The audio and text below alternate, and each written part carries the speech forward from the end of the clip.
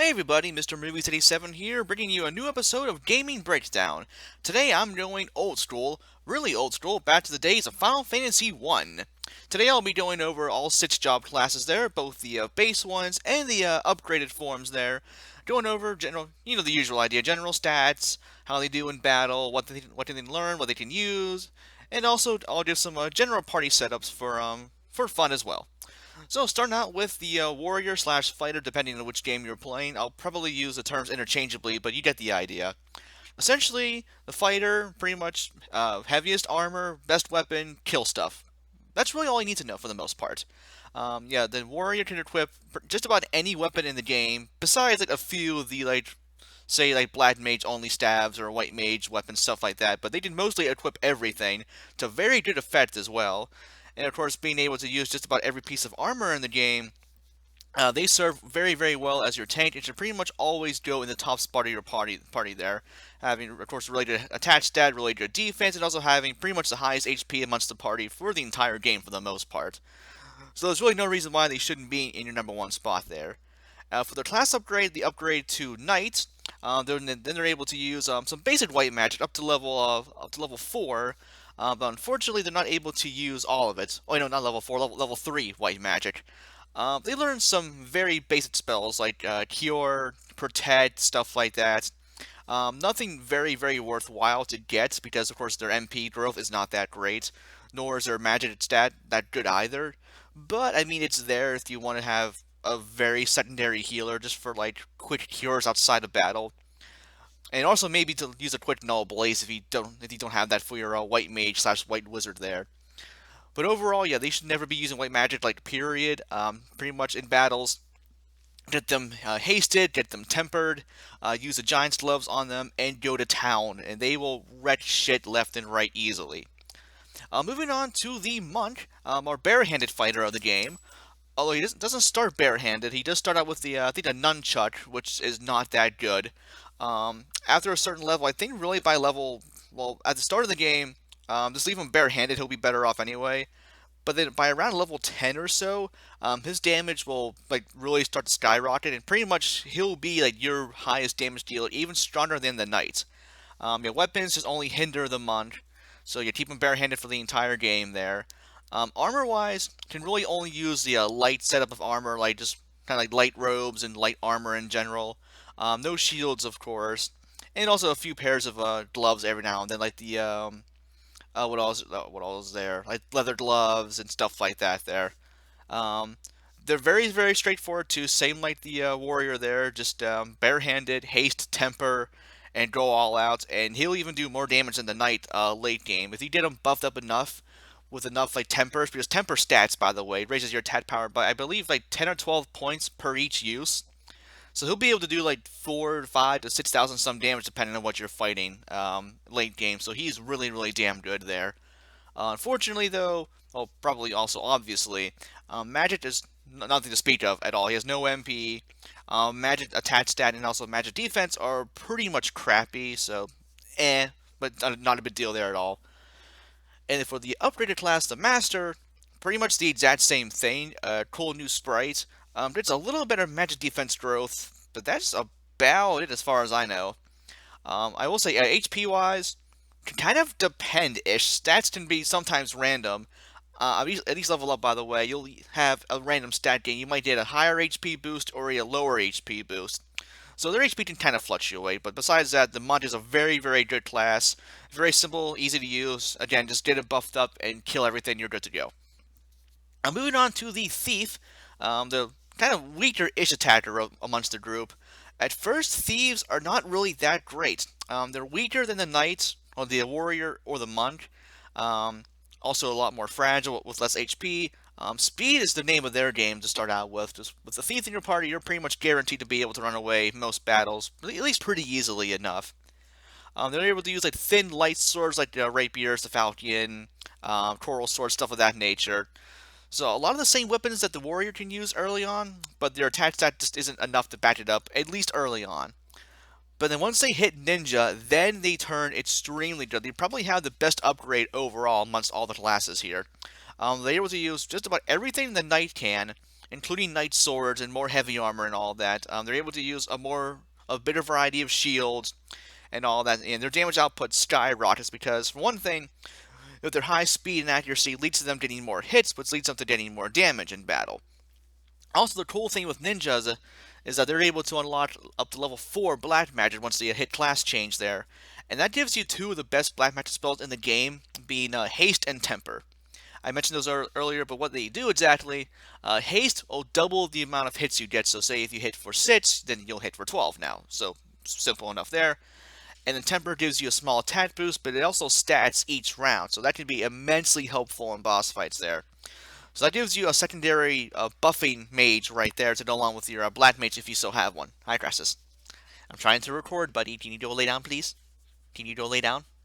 Can you go lay down? Or just stand there? Boop. Anyway, but yeah, ninjas, thieves start out fairly weak in the get-go, but then once you hit class change, especially if you do it earlier than you're normally intended to do, then their damage output will skyrocket. Red Mage, probably my favorite overall class because of how damn balanced they are. Early on, they can use some heavy armor. I believe they do get the chainmail to start out with. Same with the warrior there. They also get the rapier. So their offensive prowess is a little bit lacking to start. I mean, they're not, of course, they're not as good as they say a monk or a warrior, but they're better than a black mage or a white mage, obviously. The armor setup is good for a while.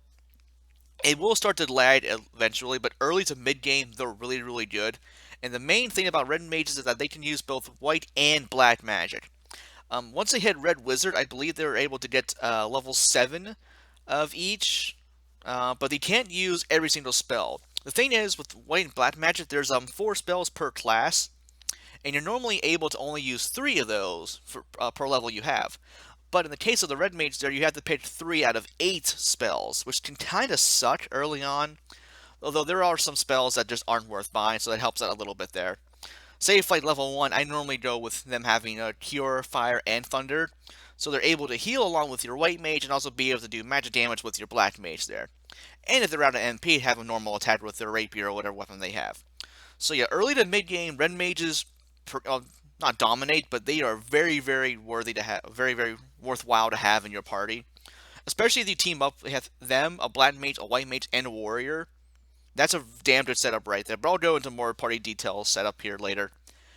And yeah, moving on to the red wizard there. I was saying earlier, he does get a bigger pool of spells. Um, Although I don't think he learns hyper, not hyper, a saber. That's black mage only.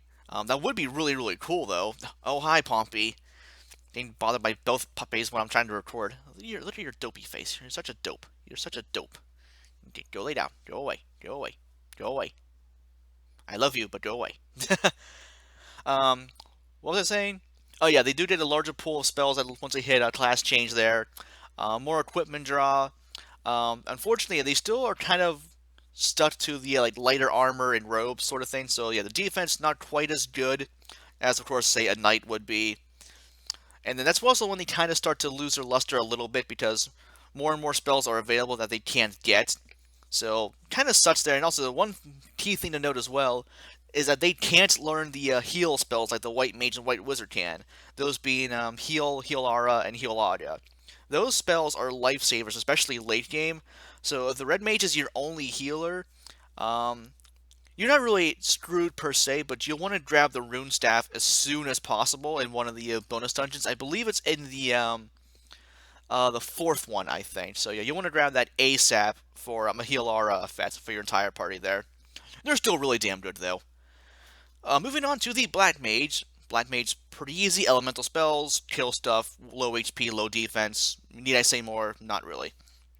Although I actually will say more. They do get some debuffing spells, none of which are that great. They did like hold and paralyze and stuff like that. Sleep early on is good because it targets all enemies. It's only costs like I think 3 MP or so, 3 or 5, something like that. So yeah, early on it's great for crowd control, but as you go along, it starts to lose its luster. It's not really as effective, so eh. And then yeah, once they hit class change, they're able to use all black magic. At black mage, by the way, they're able to use up to level 7 spells, and then level 8 once they hit class change there. Level 8, a few spells to note. They do get Saber, which doubles, I think, well, increases your attack and accuracy. For Black Mage, they really should not be physical attacking. Physical, they shouldn't be attacking anyway. I can't talk today apparently. Although if you have them with the cat claws, they could be decent enough, but really they have better things to do than attack stuff. But then yeah, level 8, they'll get Flare, which you can buy in Lufenia. Does what you think it does. High damage on all enemies. Very, very good. That's their go-to spell for the entire game. But of course, you have being Black Mage slash Black Wizards. They're limited to just their staves and like light equipment and all that, and fancy robes and all that. But pretty much, yeah, for elemental damage, the Black Mage is the way to go. And then finally, we're on to the White Mage slash White Wizard. This is pretty much your lifeline, like the backbone of your party. This thing keeps you alive, which you can't go wrong with that. White Mages being able to use them up to level 7 White Magic. They get all the good stuff there, all the null elemental spells, the cure spells, the heal spells. They get life, protect, and shell. Is there a shell in this game? No, there. Oh wait, Invisora. That's right. Yeah, there's no shell yet. That's not until Final Fantasy 4 or 3. I forget. Anyway, um, yeah, offensive wise, they suck. They get hammers, which are cool and everything, but they're not good at all. And then, of course, their equipment draw being light hats and light armor and robes, blah, blah, blah. You know the drill there. Then once they hit class change to level 8, they're able to use all white magic spells, including the Almighty Holy spell, which destroys undead monsters, obviously. And then being able to use all the heal spells throughout. These things will keep your ass alive in many a late game boss fight, especially like Shinryu and Omega. Because those guys can wipe you out easily if they want to, and Heal Auto will keep you alive for quite a while. So with that out of the way, we have each class breakdown done. So what are some good party setups to use overall? Well, one of the default ones the game gives you, well actually the default one it gives you is a Warrior, Thief, White Mage, Black Mage. And that works well enough anyway. You have your two offensive types with the Warrior and the Thief, and then you have all your magic covered. And then once you hit class change, you're able to have some more white magic and some more black magic. And you effectively have two buffing mages with your black wizard and your ninja there. So the two of them can buff up your ninja and your knights. That can save time in boss fights there. So you're able to take less time to buff and take more time to attack. So that right there is really really good. Pretty much. Oh, I can also say in general, a knight plus a white wizard plus anything else, and you're good to go, more or less. Because you have the knight to do your offensive damage, your white mage to keep you alive. Everything else is almost kind of filler. So yeah, some other setups here. Warrior, red mage, white mage, black mage can also work very very well. You have your buffs from your red mage too. You have a good offensive type. Again, you have all your magic from the black mage and white mage there. So that also works there. Then you can also get a little more technical. Say you can do like all magic party, like two red mages, a black mage, and a white mage, for example. Or hell, what I've done before is all four red mages. That can work really, really well, but it's also a little tricky. Having no heal spells at all. They have cure, but heal is a different spell, obviously. They can't use the heal spells without without either using the heal staff or the healing helm or the rune staff there. So they're a little stuck there, but having four people that can heal themselves with Curaga late game and also do damage with Faraga and Thundaga there, and also Blizzaga, they're really really good. I actually could even do that for a playthrough sometime. I played through it multiple times before, and it is really really fun. But then you can also go say two ninjas of white mage, black mage, because the ninjas essentially replace your knight there. Or you want to be a super challenge person, you can go four white mages or four black mages, or just go one character if you really wanted to do that, which I've yet to do ever. I should sometime just because I love Final Fantasy 1, so I owe it to myself to do that. Be the game with just a red mage or just one white mage. It's been done, of course, but they're just really really damn hard there. Now, if I had to pick a personal favorite party, that's kind of hard actually, because I mean anything you use is really really good. Although I am partially fond of the four red mages, but for an overall good party that you would normally use, I would probably say, Well, again, anything works really. Just level grind enough, and you're good to go. But yeah, I would say probably Knight, Red Wizard, Black Wizard, White Wizard would be my personal favorite because you get your offensive prowess from the Knight and the Red Mage. We're able to buff easily with both the Black Mage and the Red Mage. Healing's covered with the White Mage there. Then backup healing from your Red Mage if need be. All your buffs again from the Black Mage and Red Wizard as well. Really good equipment draw for everybody, really. The Red Mage himself did some very good weapons in the post game there and the bonus content there.